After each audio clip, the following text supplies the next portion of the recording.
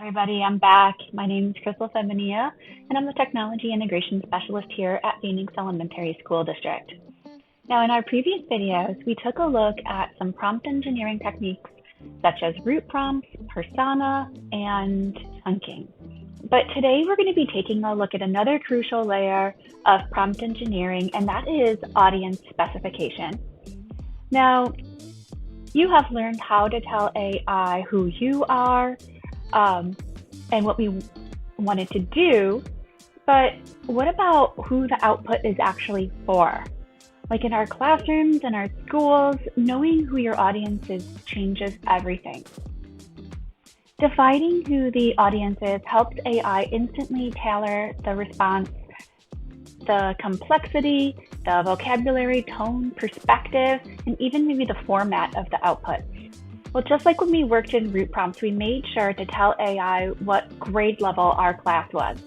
This is the most common way that you're going to specify your audience. But let's take a look at a different approach.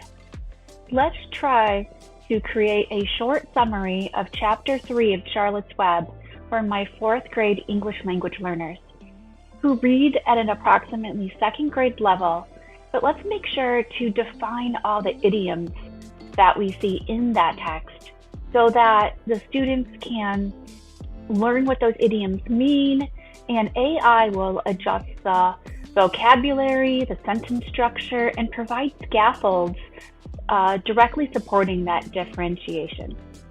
Our next example, we're going to create a step-by-step instruction on how to use the classroom microscope for a group of 7th grade students who have difficulty with sequencing, reading comprehension, and fine motor skills.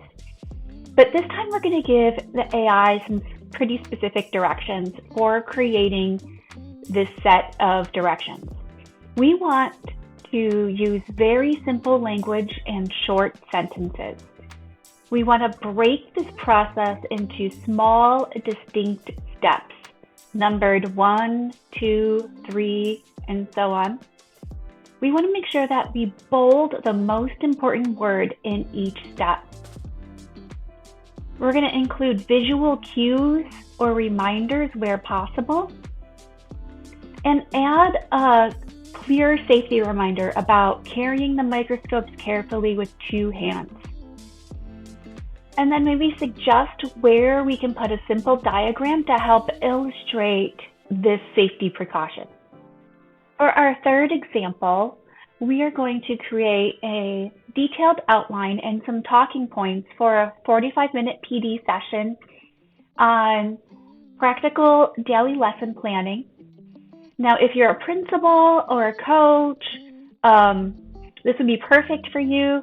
And our target audience is going to be brand new K through 5 teachers, some possibly still completing their university programs.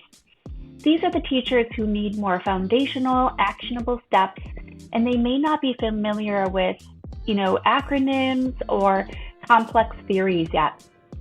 So we're going to also provide AI with some steps to follow. We want to make sure that the tone is encouraging, practical, and helps build their confidence. We're going to avoid jargon and acronyms. And then we're going to define any necessary school-specific terms. We're going to focus on simple, manageable lesson plan structure that they can use immediately. And we're going to also provide some concrete examples relevant to K-5. We're going to include practical tips like planning for transitions or having backup activities. We're also going to suggest some interactive elements for the PD session itself, such as maybe some think, pair, share, or analyzing a sample lesson snippet. Then we're going to emphasize where can they find the resources. Is there team members, curriculum guides, or even a coach? All right, and there we go. That is some practical usage of defining who our audience is when we are creating our AI prompts.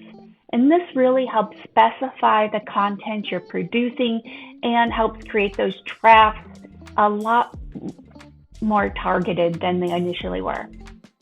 Thank you, and I look forward to seeing you next time.